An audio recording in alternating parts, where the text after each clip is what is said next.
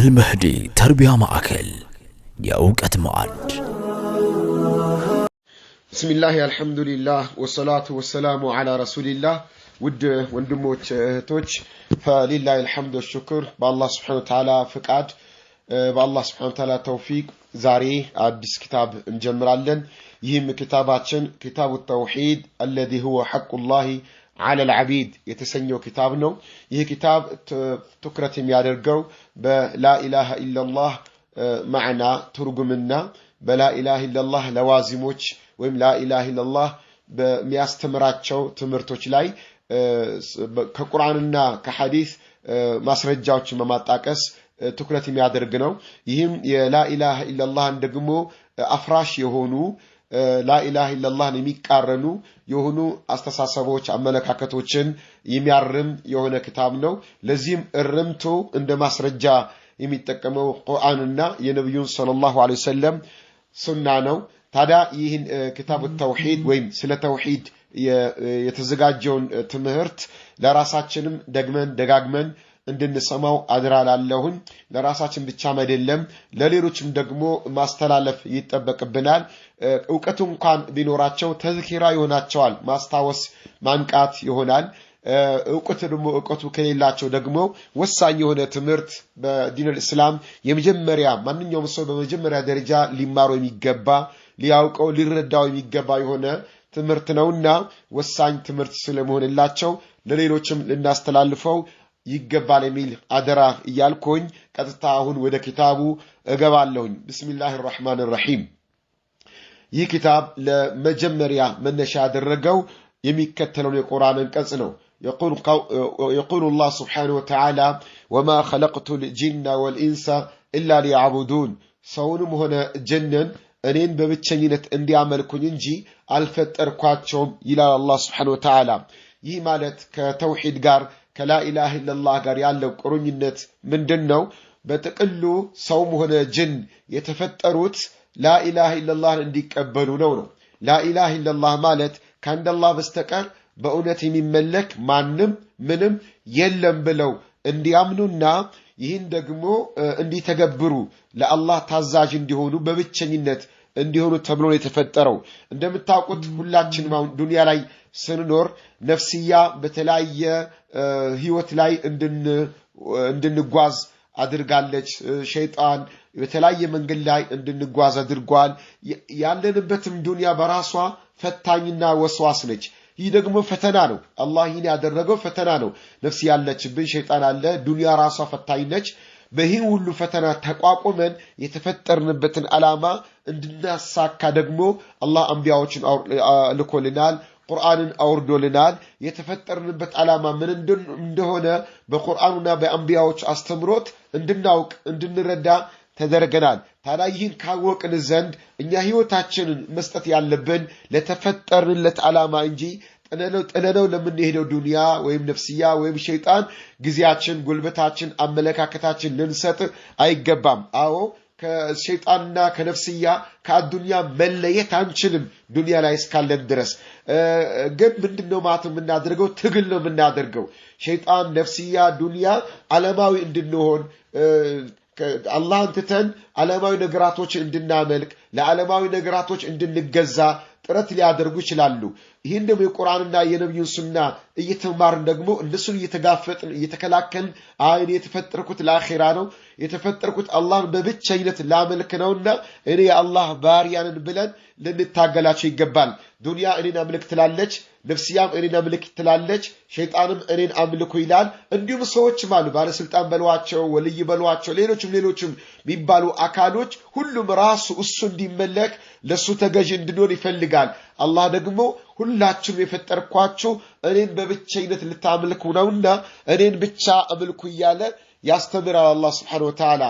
ስለዚህ ውድ ወንድሜ ውድ እህቴዋ እኛ ማምለክ አለብን እኛን የፈጠረን አላህን እንጂ ፍጡርን ማምለክ የለብንም። እነዚህ ፍጡራኖች መመለክ የሚፈልጉ ፍጡራኖች በሙሉ እነሱም እንኳን አላህን እንዲያመልኩ ነው እንጂ የተፈጠሩት እነሱ እንዲመለኩ አይደለምና እኔም ሆንኩኝ ሁሉም ዓለም ላይ ያለ በሙሉ ማምለክ መመለክ የሚገባው አንድ አላህ ብቻ ነው ማምለክ ያለብን አንድ አላህ Subhanahu Wa Ta'ala ብቻ ነውና ይህ ለዚህ ዓላማ ላይ ተፈጠርነው ሌሎች ነገራቶች የእግረ መንገድ ስራ ናቸው ዱንያን ከስባለን እንሰራለን እንወጣለን እንተጋለን የእግረ መንገድ ስራ ነው ነፍስያችን የምትፈልገው ሐላል ነገር እንጠቀማለን የእግረ መንገድ ስራ ነው ዋናው ዓላማችን በዚህ ዓለም ላይ የተገኘንበት ዋናው ቁም ነገር አላህን በብቸኝነት ማምለክ ነውና አላህ Subhanahu Wa Ta'ala በብቸኝነት እንድናመልክ ይሄ መመሪያ መጥቶልናል የተፈጠርንበትም ዓላማ ተነግሮናል ይህን ዓላማ ምናሳካ አላህ ያድርግልን በቀጣዩ ቁርአን አንቀጽ አላህ እንዲህ ይላል وقول الله تعالى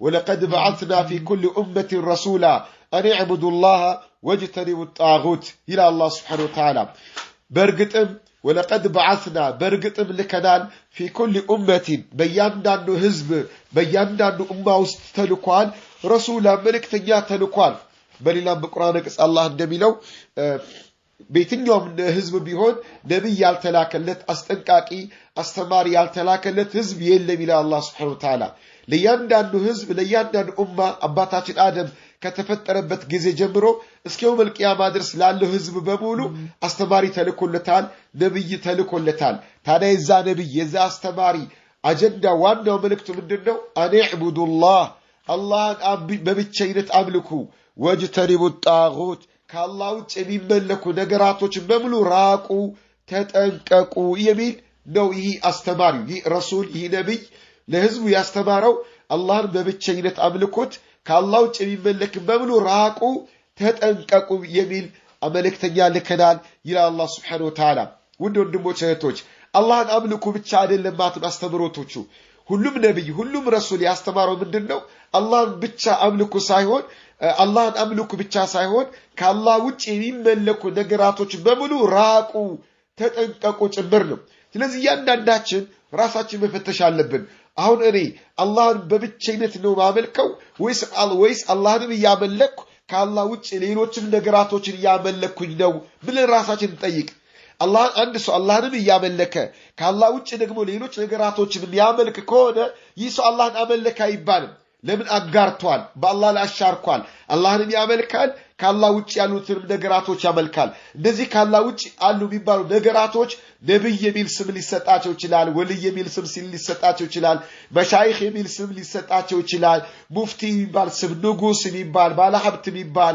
ባለባት የሚባል ስም ሊሰጣቸው ይችላል ዛፍ ጉኡዝ ብለው መላእክታም ሊሆኑ ይችላሉ ጅብሪል ተብለው ሚካኤል ተብለው ስራፊል ተብለው የመላእክታም ስም ሊሰጣቸው ይችላል ወይም እነዚህ አካሎች ራሳቸው ሊያመልካቸው ይችላል አላህንም አመልካለሁ እነዚህም ነገራቶች አመልካለሁ ሚል ከሆነ ይህ ሰው አልሰለመም ይህ ሰው አላህን አመለከ አይባልም ለምን አላህ በጋራ መመለክን አይፈልግም አላህ የሚፈልገው በብቸኝነት መመለክ ነው የሚፈልገው ዓለምን በሙሉ የፈጠረው አላህ በዓለም ውስጥ ያሉትን ሰውንም ጅንም የፈጠረው በብቸኝነት እንዲመለክ እንጂ በጋራ እንዲመለክ አይደለም አላህ አንቢያዎችን ሩሱሎችን የላከበት ዋናው ዓላማ በብቸኝነት አምልኩኝ በጋራ መመለክ አልፈልግም የሚልን አስተምሮት እንዲያስተምሩ ነው ጣጉት ብሎ ማለት ከአላህ ውጭ የሚመለክ ነገር በሙሉ ሸይጣን ይሁን ሰው ይሁን ጉኡዝ ይሁን መላእክት ይሁን ነብይ ይሁን ማንም ይሁን እንደ አላህ የሚመለክ ከሆነ ይህን የሚመለክ ነገር እንድንርቅ ታዘናል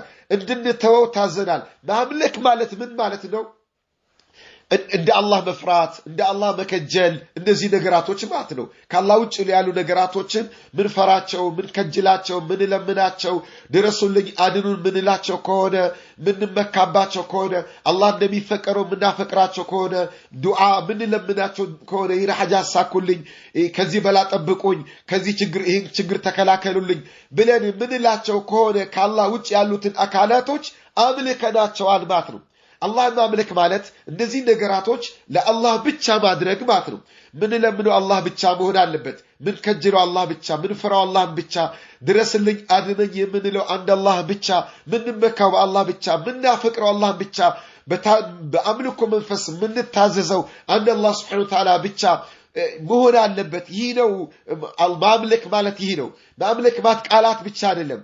ወይ ማምለክ ማለት በስጁድ መውረድ ወይም ደግሞ ሩኩዕ መውረድ ብቻ አይደለም። ዋናው የአምልኮ ሐሳቦች እነዚህ ናቸው።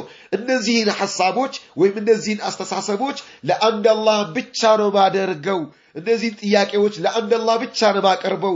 ከአላህ ውጭ ለምንም እነዚህ ነገራቶችን አላደርግም ብሎ ማለት ነው አላህ በብቸኝነት ማምለክ ማለት። በቀጣዩ ቁርአን አንቀጽ እንዲህ ይላል ወቀውሊሂ ተዓላ አላህ ስብሓነሁ ወተዓላ እንዲህ ይላል ወቀዳ ረቡከ ጌታ ወሰነ ፈረደ ጽፏል ወስኗል አላ ተዕቡዱ አታምልኩ ኢላ ኢያሁ እሱን እንጂ አላህ ስብሓነሁ ወተዓላ እንጂ ማንንም አታምልኩ ብሎ አላህ ጽፏል። አላህን እንጂ ለማንም አትስገዱ፣ ለማንም አታጎበድዱ። ለአላህ እንጂ ለማንም በማንም መመካት የለባችሁም። ማንንም ድረስልኝ አድነኝ ማለት የለባችሁም። አንድ አላህን እንጂ ማንም ይጠቅመኛል ይጎዳኛል ብላችሁ ማሰብ የለባችሁም።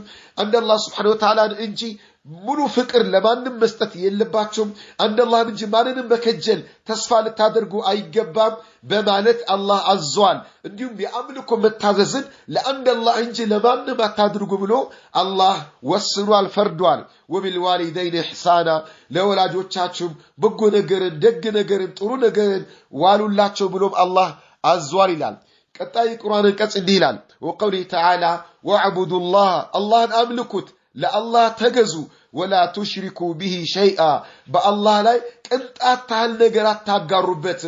ለአላህ ተብሎ በሚደረጉ ዒባዳዎች ወይም አላህ እኔን ብቻ አምልኩኝ ባላቸው የአምልኮ ዘርፎች ውስጥ ማንም ይይልኝ ይስማልኝ ያድንቀኝ ብለህ አታስብ።